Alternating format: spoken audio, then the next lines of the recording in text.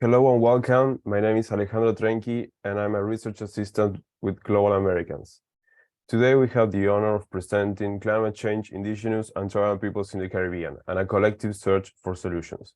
I'm glad to be joined by such a distinguished panel. Thank you, Ine Apapoe, Max Ooft, and Chief Lorenzo Sanford.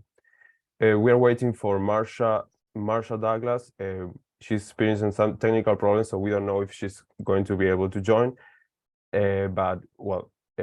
If this is your first time joining one of our events, Global Americans is a think tank based in Washington with the goal to provide policymakers, academics, and civil society leaders with the tools needed to promote change and build more prosperous inter-American relations. Last year, in an effort to promote further collaboration between key US and Caribbean actors, Global Americas assembled a high-level working group on climate change in the Caribbean. We want to thank the Open Society Foundation for general support of this initiative. To date, the high-level working group, in conjunction with Global American staff, has published 4 reports with substantive recommendations for key actors in US and the region. One of the reports covered climate migration and indigenous and tribal peoples. An event like this seeks to raise awareness of some of the recommendations of our working group. For the next hour, we will be hearing about different indigenous and tribal peoples within Suriname, Dominica, and exploring how climate change and environmental degradation is impacting these communities. In addition, we will be collectively discussing on how to strengthen indigenous and tribal people's involvement in the Caribbean.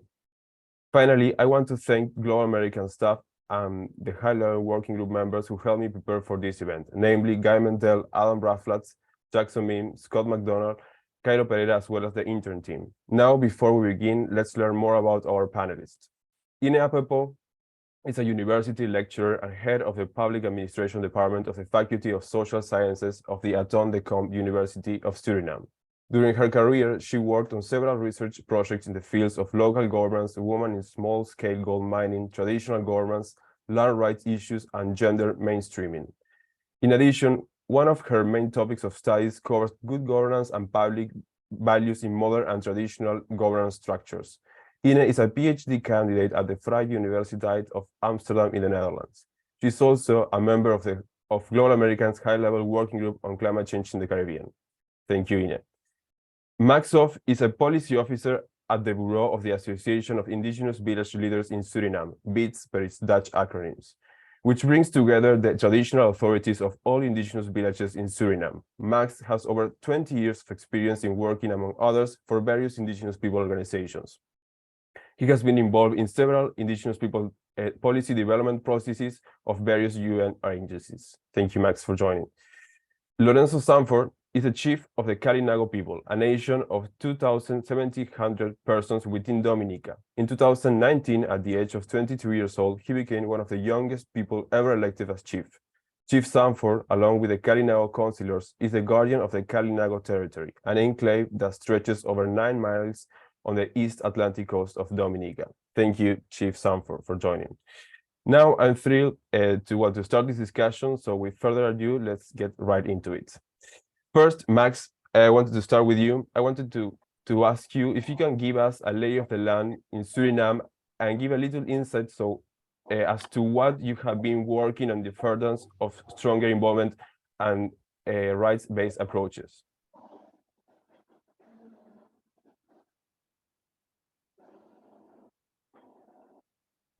Sorry, you are muted, Max. Thank you. Can you repeat? That was a little bit fast. I'm sorry. And I was wondering if you can tell us about the situation of indigenous peoples in Suriname, and what more about your work and what you are doing for stronger involvement and rights-based approaches. Okay.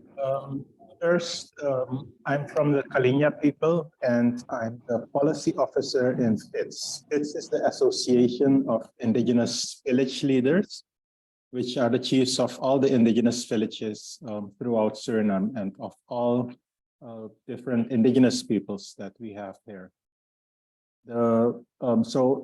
FITS is our traditional authority structure. It's our government, so to speak, our traditional government. And we are not an NGO as such. The name sounds, let's say, Western, modern, but we are a traditional authority structure. And within that structure, I'm the policy officer. There is an office in Paramaribo, which has technical and administrative support people, but it's an integral part of the whole organization. So it's not a separate entity as such. It falls under the same board. There is a board of FITS, which consists of 9 chiefs from the different regions. From the south, where are mainly the Trio and Wayana people. From the east, from the west, central, Para region, and the Wayambo region. So that's the structure of FITS. And I'm saying this because as the Traditional Authority Institute, we are attending a lot of everything that happens to our communities. And coming back to your question, the main challenge for us is that in Suriname, the rights of indigenous nor of tribal peoples are recognized. So legally, we do not exist, so to speak, right? Our chiefs do not exist. They exist as persons, but not as chiefs, not as representative of their people. We cannot go to court, first because there is no legislation, second because the court wouldn't recognize us other than individuals. So we have a challenge there, and that's the problem. That has always been the problem. We do not have land rights, we do not have rights to participation, and so on. So in the end, the only solution for us was to go to the Inter-American system.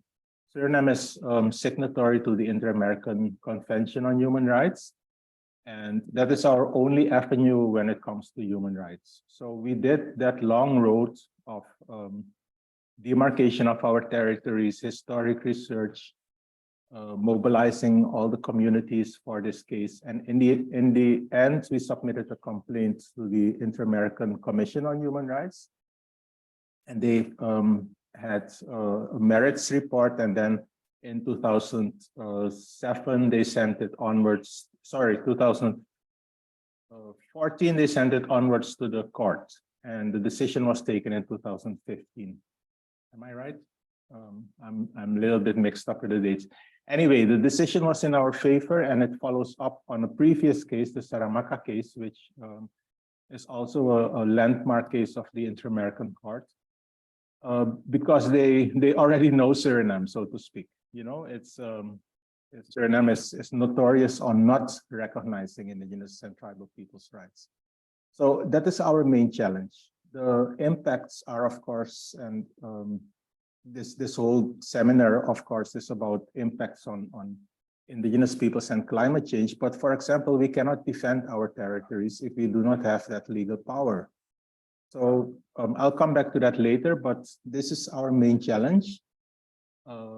Another, coming back to your question, human rights-based issue that we face a lot is the lack of FPIC, free, prior, and informed consent. Because if we cannot give our consent as communities, because we do not exist and we do not have those rights, then the government, and that happens in practice, the government gives out concessions for mining, logging, infrastructure, real estate development, and that is damaging the environment and of course us, because our communities depend fully and directly on the environment. So we have to fight these things. I don't want to talk too long, but and I can come back to it later. But these are some of the main challenges affecting us, and that's exactly what FITS as organization, as institution does. We are in almost continuous dialogue with government, with other actors. We do a lot of sensitization, communication. You should follow our Facebook page, which is very active. So that's what we try to do, at least, the least we can do. Thank you for now. Thank you, Max, for this introduction.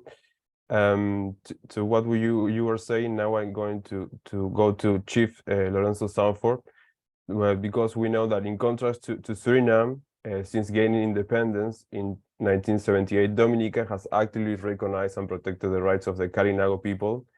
And in addition, in 2007, the country became the first and only Caribbean country to have ratified the ILO Convention 169, which is one of the most comprehensive international treaties on indigenous and tribal peoples. And I wanted to ask you if you can tell us more about your people's history and what work went into the signature of the 1978 Caribe Reserve Act. If you can tell us more about the implementation of the ILO 169 Convention in Dominica. Thank you. Okay, good morning again, and thanks for having me on. I might be cutting off my camera and in certain points at it because of the internet connection that I have. So just to maintain okay, no problem. My camera might be cutting off a little. I might just be cutting it off just to. Now we can hear and see you well. Yeah.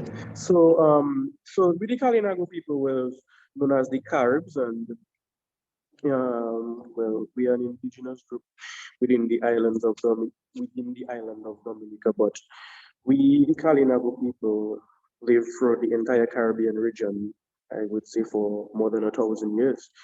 And the Kalinago people have been, we have our unique culture, and though our language have been lost at some point, but we still maintain our heritage. Despite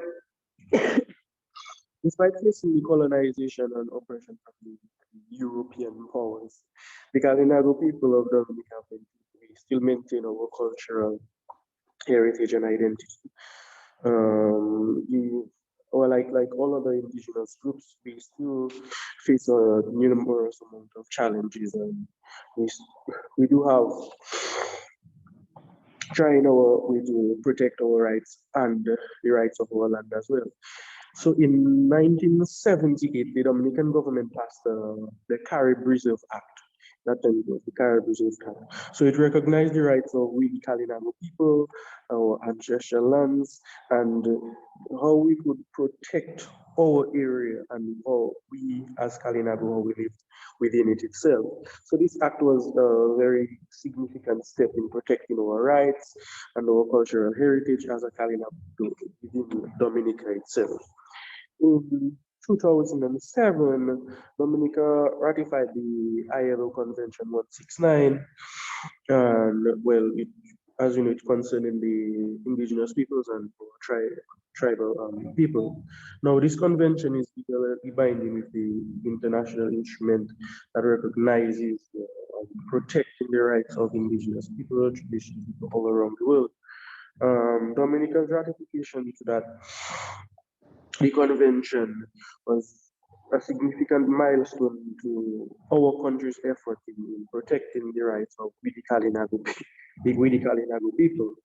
The implementation of the Carib Reserve Act and the ratification of the ILO Convention required the participation and collaboration of various stakeholders. So it included we the Kalinago people, which is first the government of Dominica itself, and other civil society organizations in Dominica. So it was extensive consultations and negotiations that ensured the rights and interests of we the Kalinago people were protected. So the recognition and protection of the rights of we the Kalinago people in Dominica is a long ongoing process. But what I must say that it is important that the government of Dominica have taken the steps so that we the Kalinago people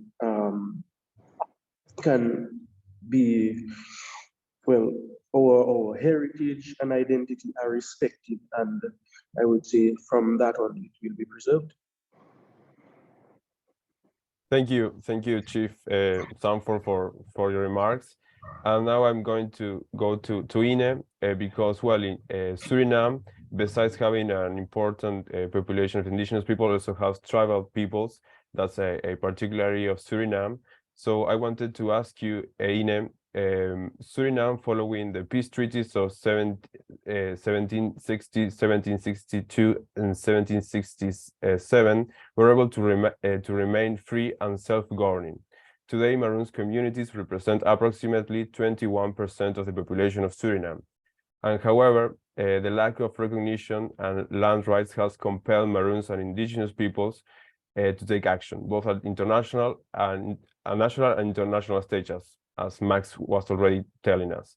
Could you please tell us more about the Maroon community's historic struggle to have their rights recognized, and what are the latest attempts? And if you wanted to ask you if you foresee a possible solution in the near future, and if not, why not?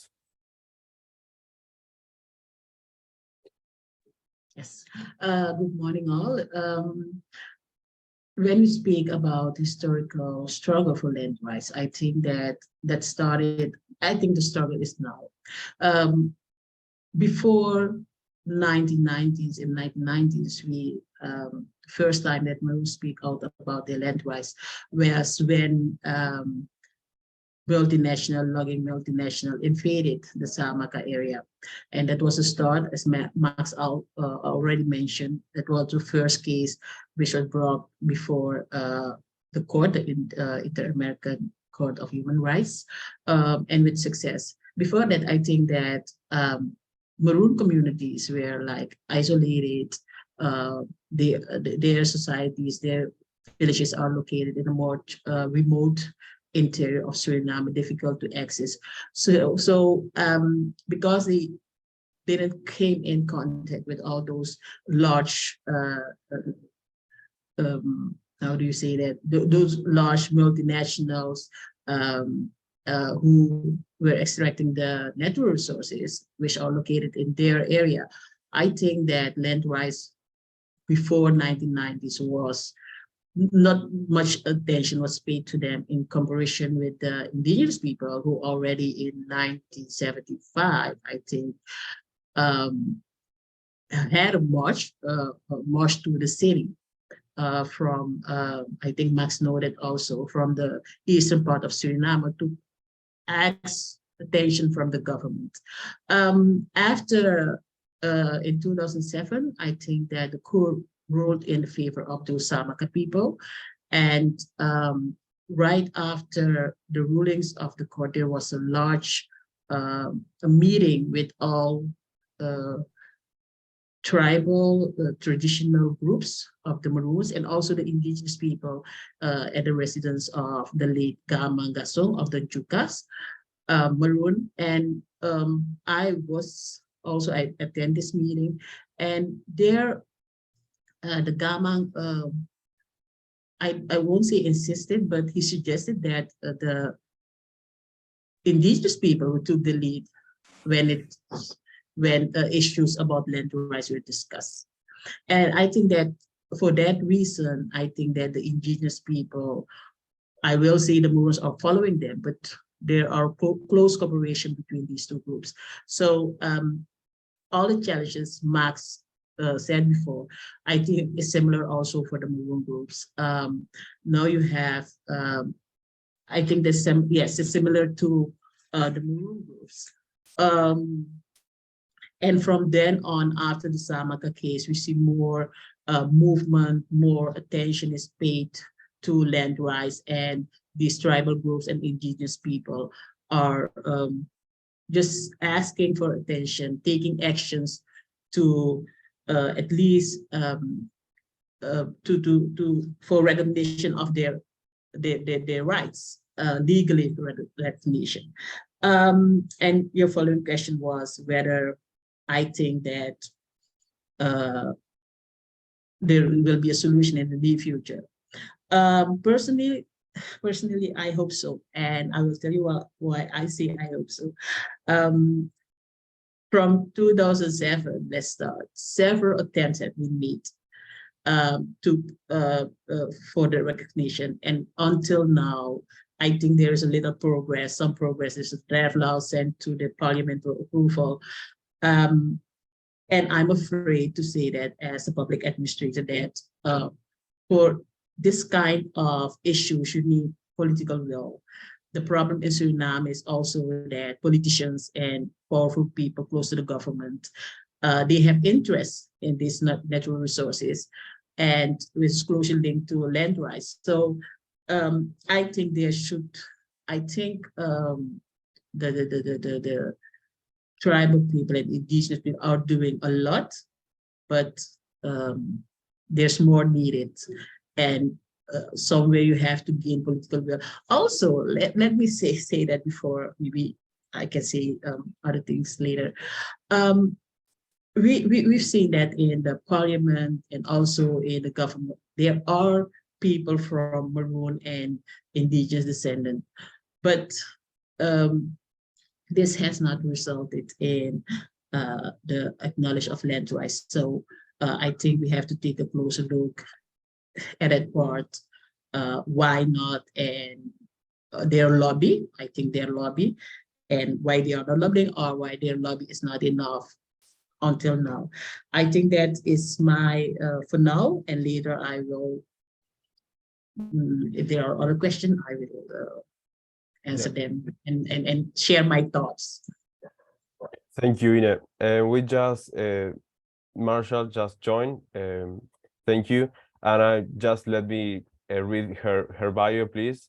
Marcia Douglas is the acting colonel of the Charles Town Maroon Community, and as leader and spokesperson of one of the several Maroon communities in Jamaica, acting Colonel Douglas stands as the first woman to occupy any such position of authority. As an acting colonel, she represents the Charles Town community at both local and international gatherings and participates in discussions on a range of topics that includes indigenous knowledge, climate change, and sustainable development. Thank you, Marcia. Can you hear us well? Akwaba. So I can hear you well. Good morning and greetings. Good morning. Yes, so we were just talking about the situation in Suriname in terms of indigenous and tribal people's rights, and also both Max and Ine were telling us the situation they are facing in Suriname, and then Chief Lorenzo Sanford told us about another reality Dominica has, that they recognize the indigenous people's rights. They have signed different international documents and national legislation. And now I wanted to ask you about the situation in Jamaica. We know that Maroon communities are an integral part of Jamaican history of resilience and freedom. And since independence in 1962, the government of Jamaica has respected the peace treaties of 1739 and 1740 signed by the British during the colonial era that enabled Maroons to remain free and self-governing. However, the government of Jamaica still has not ratified the treaties nor signed the ILO Convention 169. I wanted to ask you if you can tell us more about the unique characteristic of the Jamaican Maroon communities, and how would you describe the current relationship between the Maroon communities and the Jamaican government? Okay, so our Maroon community, we are divided into two parts. There is the Leeward Maroon community and the Windward Maroon community. I am living in the Windward Maroon community. Now, the Leeward Maroon community is Flagstaff, Trelawney Town, and a compound town. And that's where they would have done the mining. That's where the mining would have been done down that region, within that vicinity. The Windward Maroon community is under the Blue Mountains and the Drankra Mountain. And so I am in Charles Town. Charles Town is 1.5 miles from the the seashore. And so we're living in the buffer zone. Our area that we're living in was inscribed as World Heritage Site. And of course, we're a part of that heritage site because of our cultural diversity. And of course, the tenure around the climate, the trees, the forests, and so we are living in a lush part. Our relationship with the government, somewhat on a rocky path, because the Leeward Maroon had an altercation the Leeward Maroon leader had an altercation with the government. And so the government did not really justify that altercation. So he uses, as we would have said, one fat to fry the other. And so we are judged based on that. And so we are on a rocky path as it is, because they would say nothing for the Maroons. In fact, just about 10 minutes ago, The rapporteur has just left our community, as they are here to really be a mediator and to investigate the way we are treated by the government. And it has been out there at the UN Declaration Rights Court. And so we have been working on that. We don't want to have a wrestle with the government. We want to work with the government. And so for now, some of the government structure works, what I would say, on a scale where they are command, and some they couldn't care less what the command is.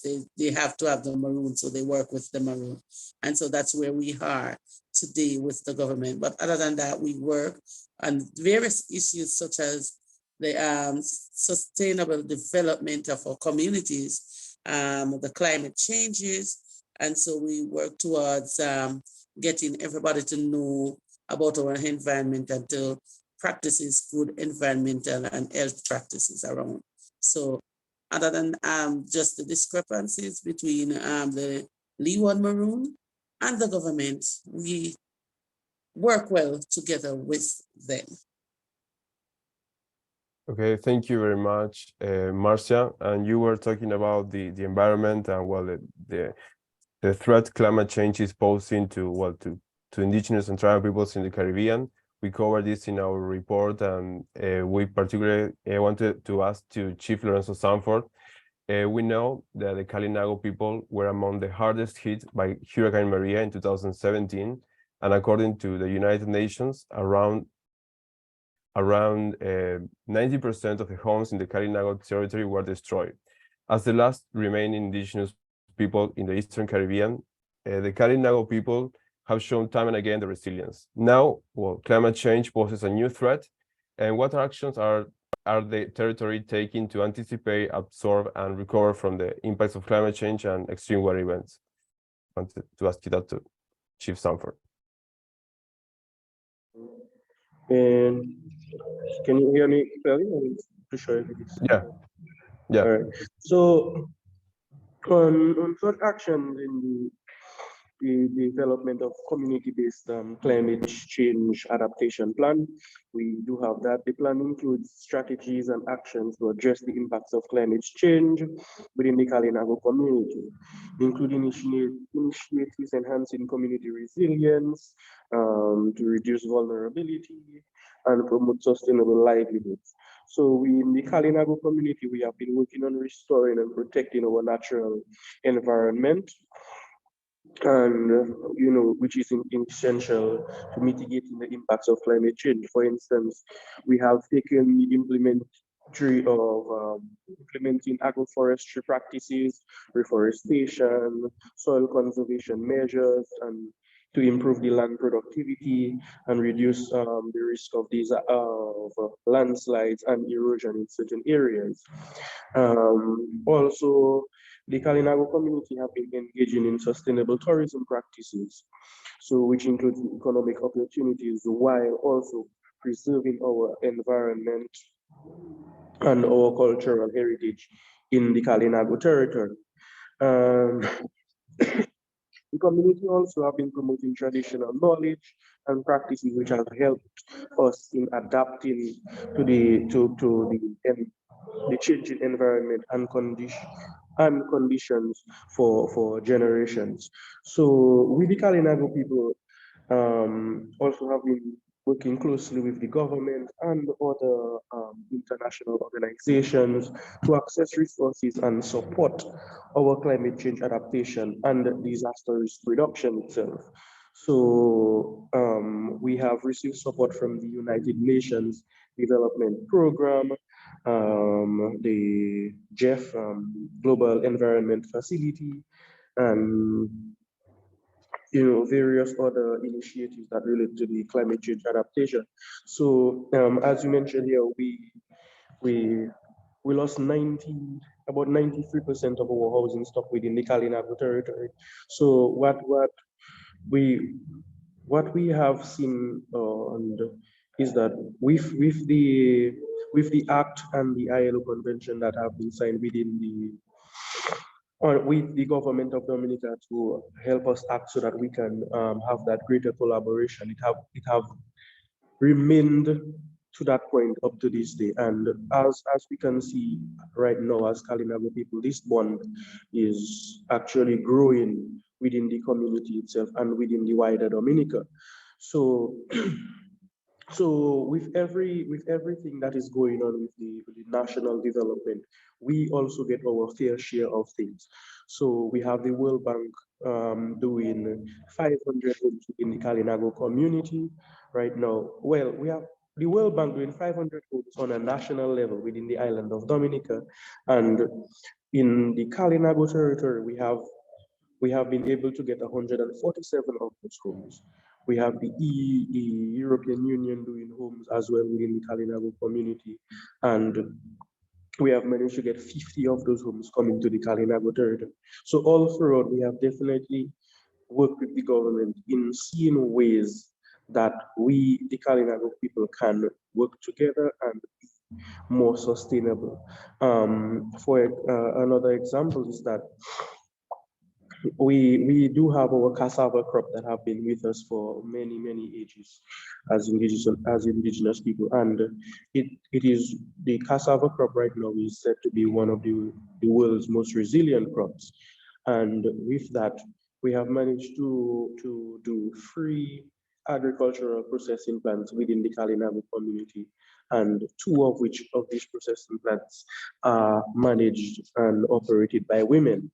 So we reach out to the farmers of the community so that they can grow the cassava in a proper way. We have meetings with the Ministry of Agriculture, where they come within the space and teach the cassava growers how to grow it, and so that we can have more produce for these cassava processing plants.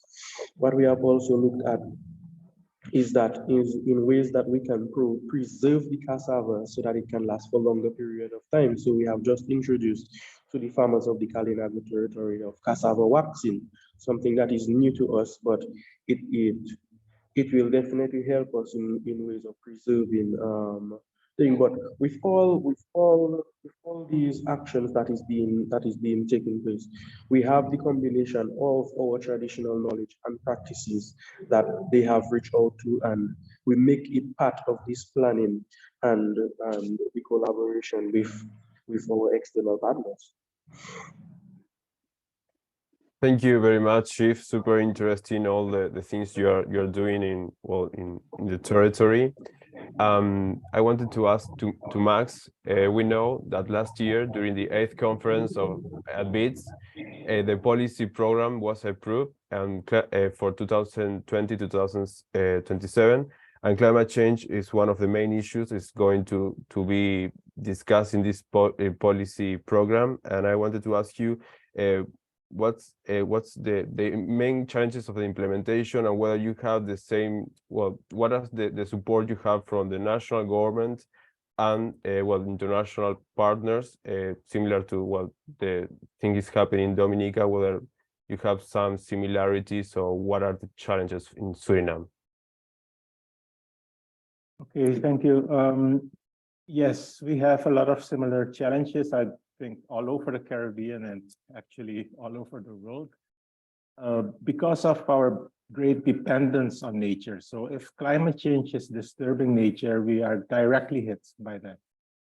Chief Lorenzo mentioned cassava, which is indeed one of the most resistant crops, but still we see, however, that even that crop is now affected in the interior because of the continuous rain that we have over the past 3 years.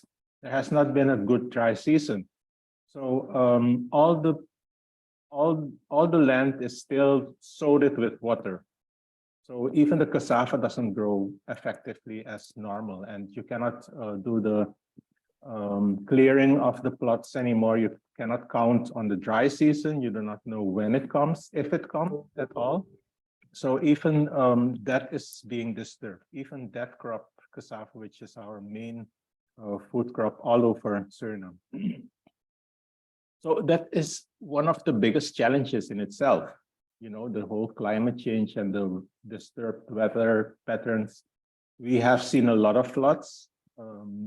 In Brokopondo, people are still dependent on food assistance, for example. In the south, at the moment, there is a lot of food scarcity. So climate change itself is a big challenge. And then we have limited efforts to first to study what's happening, to make an analysis. For example, some of the communities have explicitly asked, can we do an analysis on why our crops do not come anymore? Is it indeed the water, which we think it is? Or is it something different? Because even in coastal regions, it seems like, I'm calling it similar to acid rain. It rains, but the land doesn't, I don't know, the crops don't come. So there is something strange happening, and we would really like to know what exactly is happening and why it's happening and what can we do about it. And everyone says, yes, you have to go to higher grounds because of the flooding, and you have to do different crops, and you have to do different agricultural systems and those things. But just mentioning it and shouting it in the media doesn't work. We need practical action. And that is the challenge. People do not take practical action. At the same time, mining is increasing, logging is increasing, so the whole environment is continuously being affected. All the rivers are polluted with erosion because of the mining, among others. So these are some of the big challenges, and that's the reason why in our FITS conference, the FITS conference is our 5-yearly general conference, so to speak, of all the chiefs of all villages, women representatives of all villages, and youth representatives of all villages. And there, during these 5-yearly conferences, we adopt our policy plan for the next 5 years. And indeed, climate change is now high on the list as a priority. What we're demanding is more effective participation in policy making. There is a ministry of how do you call it, spatial planning and environment. And that is one of the important ministries that should be dealing with these topics. They do have reached out to us in, among others, making a national climate agreement. They have reached out to us for joint submission to the Green Climate Fund. However, on our side, we have the challenge, that's another challenge that you're asking, what are the challenges of human capacity? Because these are very technical things. They're all in English. I'm probably one of the few that speaks relatively fluent English, but these documents, you probably know these big UN documents and green and climate change documents. So that in itself is a challenge. And then to gather our inputs means for us, we do not function as an NGO. It's not that some people in an office can take fast decisions. We always have to go back to our communities and ask, what is your input? What is the decision that we can take? What is the position that we can take? So that requires almost continuous consultation. We need to go back for big decisions. We need to go back to the communities and ask them. And we need more awareness, because you cannot take a decision if you're not even aware and informed of what the issues are. So these are the challenges that we face, very practical ones. I must say there is, let's say, openness for participation, but to effectively use that space, we need more than that openness, right? And of course, also when it comes to decision taking, we see, for example, that same ministry that is making these openings is at the same time taking decisions on, for example, funds being donated by an oil company in name of communities, but we've never been involved in that decision. We do not know what these funds are for. So that's the kind of participation that we're asking for, and to actually be on the table when taking decisions, not just being heard, as they say. We have heard it and we will take it along, as they say here. That's not enough. We want to be active part of decision taking. I think I'll leave it for now. Thank you. Thank you, Max. Ine, I want just a question. Yeah. I saw someone asking the question and answers. Is there opportunity for cooperation between tribal and indigenous communities in Suriname. Well, they made a just for clarification, for the individual, it's Dominica, not Dominican Republic. So it is Yeah, it's two different islands. yeah, So that's I thank you think for clarifying. with all the discussions that we are having now, it's a perfect opportunity so that we can look at best practices within our island itself, and how we can adapt and grow with each other, because these traditional knowledge have been shared in the past. It's and right well right now it would be somewhat easier for us to get done, because we have these forums, these platforms like Zoom and other um, how you call it, media platforms that we could reach out to each other and speak. So I think this conversation that we are having here should not only stop here, but we Mr. Marx and Marcia herself, we can definitely look at ways that I may have something working in Dominica for myself within the indigenous, within the Kalinago territory, which can apply in Suriname or Jamaica or wherever we are. 'Cause at the end of the day, the people of the entire world were somewhat connected, and the connection have been taken away from us. And I think right now is the perfect opportunity so that we can come back and unite with each other, and pave our way for not for us, but our future generations that have to come.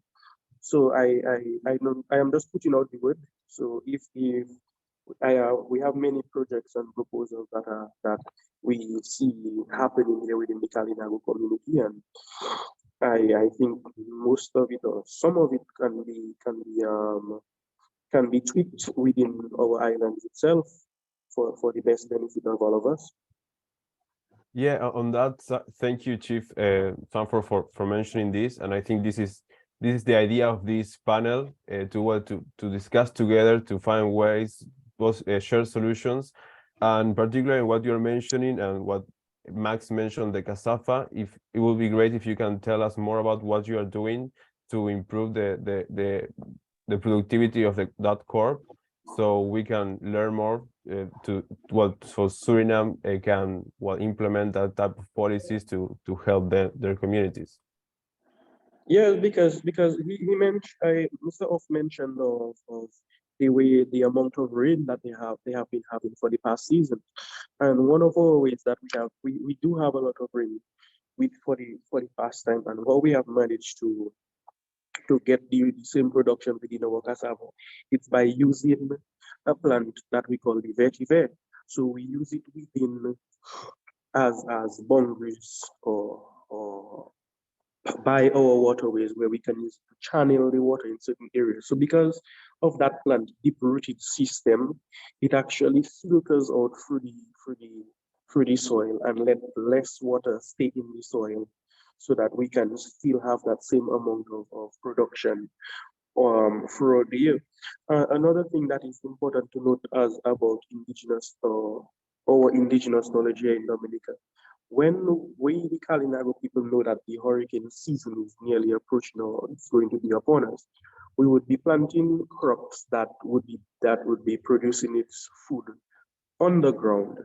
So if a hurricane comes, or if a hurricane comes and it brushes away everything, like we see what happened in Maria, we, the Kalinago people, still could go and dig up the potatoes, dig up the cassava, have our dashins, and the other fruits that produce on the ground. So we would not be planting things like the plantain that produce food above ground. So that all that is traditional knowledge that have been passed on.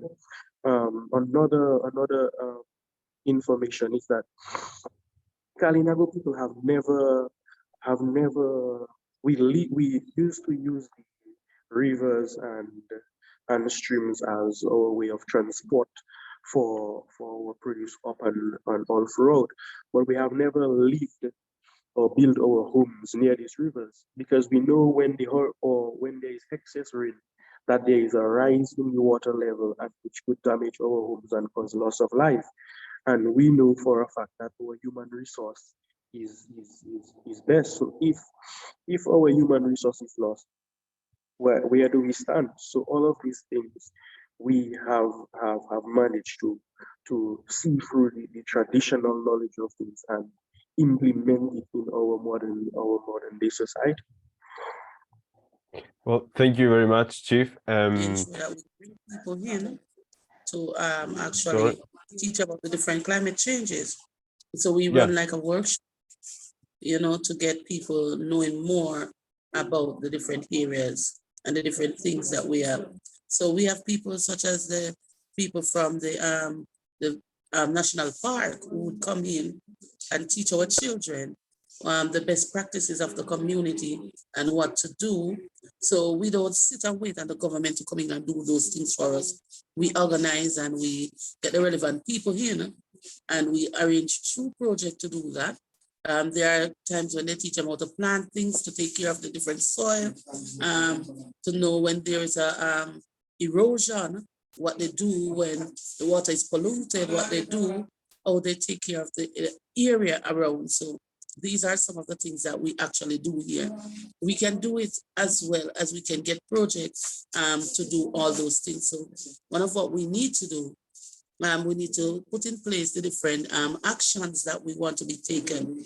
So for example, our children in Curry, what's the name of the place the Chief was just talking about, in that area where the storm or hurricane come, and do not only plant things in the ground, but you plant in containers and put it at eye levels. So you put soil in containers and you plant like crops that are easily managed in that. Like the cassava, the yam, the cocoa, the dasheen, those can be planted in the ground. You plant more trees around, cocoa, and all the other things so that you can do that. We actually can make things indoor as well as outdoor. And environment is not just outside in our surrounding, but it is in what we are doing. So as it is in taking care of the mountainside is as well as taking care of the plain area. In taking care of the water is as well as taking care of the trees. So we have to put things in place in order to maintain our environment. There are places that sponsors those things. So it's just for us to look at the call for proposal and write our proposal to get the different support. It might not be of a government entity, but a private organization can be supporting us and giving us the funding. Like UNICEF. UNICEF sponsors many people in many different areas. UNICEF will sponsor the educational part of it. We have people that will do like the environment, different organization that caters just for environmental surroundings, different organization that cater for birds and plants, different environmental that care for fishery. We did a piece just recently with Greenpeace. They talk about the sea, the mining that takes place in the oceans. And so we have the different areas for different things. And I think we as a group should really look out to see that and to find out where we can do that, how we can do it, and how fast we can have, so that our children will know really of what we are doing. Thank you, Marcia. Well, we were mentioning the threat of climate change, but also we know, well, as Max was mentioning, that the mining industry is further degrading the lands of indigenous and tribal peoples across the region. And I wanted to ask Ine particularly, we know the mining industry is central to Suriname's economy, and according to the World Bank, gold currently represents more than 80% of the total export of the country. And we know, we want to ask you more about the impacts of this industry to the tribal peoples and indigenous peoples in Suriname. Yeah.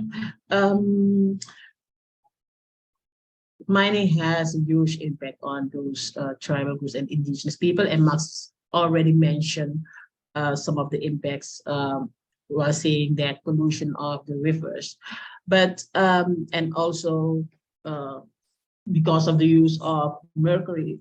But there are other impacts also. I think that one of the things related to climate change is change of waterways. When we talk about the impacts of climate change, I think that when I went to Brokopondo last year, where there was a flooding, no, let me say this first. I think the first time we were confronted with flooding in the interior was back in 2006.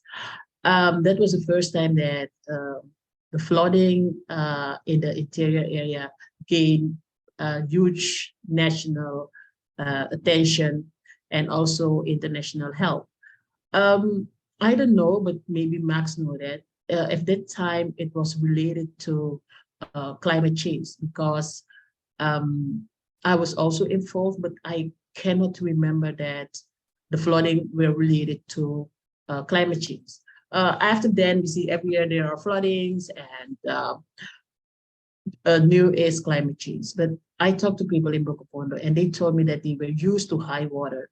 They don't mention flooding, but they say high water. But what they experienced last year was, yeah, they cannot imagine that the water was so high. So one of those men told me that maybe he said everyone is talking about climate change, but all those industry, the mining industry, where gold miners are chasing the waterways of the creeks, but also logging, where they are cutting the trees. He said the water get way to run everywhere it shouldn't. So what I'm trying to say here is that when there are a few studies, and I think maybe not so much study about climate change in interior areas in Suriname, but I think we should also take in consideration all the impacts from this industry, the mining industry and the gold and the logging sector, for example, and other mining sectors. One of the things I also wanted to say is that by looking for solutions and cooperation to pay attention to climate change in the interior, as I mentioned before, there are interests from politicians and also powerful people who will not maybe take the measures to stop or to change the impacts of particularly the mining sector and the logging sector. Another thing is what we experience also during my research is that we also have some traditional leaders who are also benefiting from the sectors. So that's one of the things, the fact that particularly gold mining has become one of the main sources of income for tribal people has also led to private individual interests of traditional leaders some traditional leaders who are like putting their own interests above that of the villagers. So I think that is also one obstacle, but of course there are success stories. During our public administration week, a couple of weeks ago, we heard the female captain of Kasipora, who told us about how her community is dealing with the logging sector, and that her village is benefiting from this sector. So I think that there are several ways and issues that attention must be paid on, not only on the effects of climate change, but also other contributing aspects of the contemporary tribal and indigenous communities and challenges they are facing. Thank you, Ine. As we are getting close to the 1 hour mark, I wanted to close this discussion by asking each of the panelists what they think could or should be next steps to strengthen Indigenous and tribal people's effective involvement in the fight against climate change in the Caribbean, and also, using what Chief Sanford said, use this space as a place to share best practices. I wanted to, well, if we can get a final search for a solution. I wanted to start with Max, if you can start, and then we'll go with Chief Sanford, Colonel Douglas, and then we return with Ine. Okay, thank you. I think one of the first things is to have effective recognition of our rights, because many governments and international communities says, yes, we're rights holders, but in practice, they do not treat us as rights holders. They treat us as stakeholders. And stakeholders can be the shop on the corner, because they are also engaged and they also feel impacts. But we have internationally recognized rights as Indigenous and Tribal Peoples, recognized in the UN Declaration on the Rights of Indigenous Peoples, in so many judgments of courts, in our case, Inter-American Court, the Caribbean courts, Belize has a case. So we're not talking about something just desired. We're talking about hard rights that are recognized. And people are talking about human rights that need to be respected. But when it comes to Indigenous and Tribal Peoples' rights, it seems that they do not take that seriously, I mean, at the same level as other human rights. And that is, in fact, the whole situation of discrimination, because we have a different culture, we live collectively, our property is collective. They should treat that equally, as well as private property, as well as private consent, as well as private protection. It's all the same human rights that we're talking about. So if they're talking about rights holders, we must be treated as rights holders. That's the first one. The second one, I think, is to have indeed a place at a table, to be able to actively participate in decision-taking. A third recommendation that I would do is having direct partnerships with us, directly, not through NGOs, not through governments, directly with our communities, with our own representative institutions, so that we do not need to hear through the media that some fund has been given to some environment organization to do things that they want, and not necessarily that we want. And I think what was mentioned by Chief Lorenzo, and in one of the questions as well, this exchange of solutions, exchange of knowledge, cooperation among ourselves, and definitely also strengthening our institutions at regional level, for example, within the Caribbean region, and at national level. We need stronger institutions and stronger mechanisms. I'll keep it there. Thank you. Thank you, Max. And now, Chief, the same question to you: how we can, well, improve effective involvement of Indigenous tribal peoples in the fight against climate change? You are muted. Sorry. Sorry. No problem.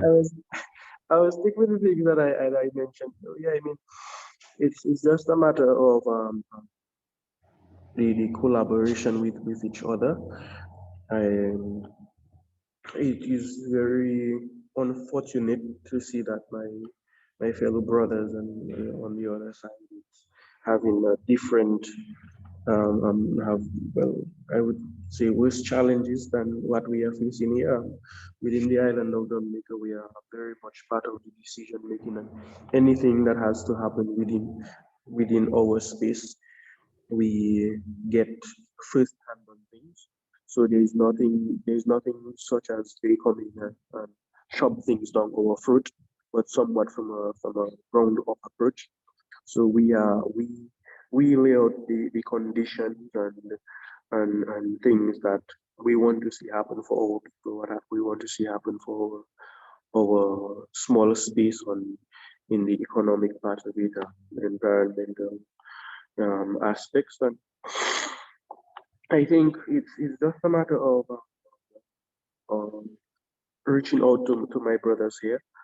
I think we can have some shared knowledge. There is organizations out there that are willing to help. We can have, let's say, small MOUs, and these things can definitely go a long way. We can, as I said, if we are together at a united front, if we'll have a bigger voice on things. And it's a matter of same conversations like this. If we know that our brothers in that island is facing these challenges, we can see ways that we can, because in every situation there is a greater power. So it's just a matter of looking at it in every way possible and looking at that weak point where we can take it down from. And in every chain there is a weak link. So it's just a matter of identifying it as indigenous people and working together so that we can have our ways that we once lived back, in our hands. In Suriname, there's a lot going on with their land, all of that. But within our space, nothing like this can happen without we, the council, being involved. So I would just want to put my word out there that if you want me to help point in certain areas that I would be able to assist and look at the right individuals, and let's see how we can get things going for ourselves. At the end of the day, it's we that need to put ourselves together and be united. Because if these government agencies only look for themselves, I would consider it. And if we happen to fall within that line of getting the little 3%, we might end up getting 1%. So let's work together and see what we can do.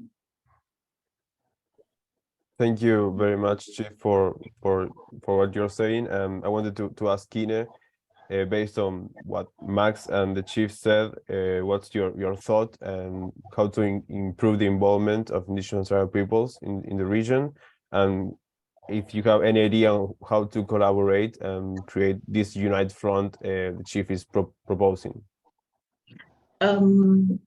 Yes, of course, I think cooperation is very important. But your question about what are the next steps, I think that one of the things is awareness, and awareness, especially in Suriname. I think that because of our multicultural diversity, to get an effective recognition of land rights, you have to educate your people. The community, public voice can be helpful, I think, to urge policymakers to recognize the rights of indigenous people. Once people know what you stand for and why you need this land rights, I think is a step forward. So my experience is that for especially young people they have no idea about the land rights. So I think that awareness of the Surinamese population, but also I think in the Caribbean, about will be helpful as one of the things that can help for the recognition not only of our rights, but also of the being of traditional and indigenous people. Well, thank you very much, Ine, for what you are saying. And yes, well, on behalf of Global Americans, we want to thank all of you. And Marcia, I think she's having problems, but yes, we want to thank you again. Well, Global Americans is committed to keep raising awareness about the situation of Indigenous and Tribal peoples in the Caribbean and put this topic into the regional agenda of US and Caribbean policymakers. And we want to keep doing these events. And if we can help both you to create, well, this United Front you are proposing, Global American is interested in keep this conversation between, well, the BITS and the Kalinago people. We can continue talking about this. Well, to our audience, I want to thank the audience and also as well as the Open Society Foundation for their support for this event. And last but not least, I want to thank the whole Global Americans team. And if you are interested in learning more about Global Americans and our Climate Change in the Caribbean project, I invite you to visit Global Americans website, globalamericans.org. You can follow us on our social media and subscribe to our newsletter. And we are doing this Caribbean project, so we are publishing more reports. So thank you again, the panelists, and well, I hope you have a good day. Okay, thank you, Alejandro. It was nice to meet you too, Lorenzo, and I think maybe we can have, I actually want to have a lecture about what you're doing in your country. I think we have Max already, but maybe they can learn also. It's part of the awareness, I think. Yes, of course. Thanks for that. So I would just like to say thank you all for everyone. Thanks to Global Americans, and I definitely see that this conversation will not only end here, but there will be, let's put out that olive branch and do the best for the indigenous people of the world. Thank you. Thanks from my side, and it has to be in touch, share all this information. And yes, I agree, we will keep in touch. Thank you very much. Okay, thank you. Right, thank you. Bye. All right.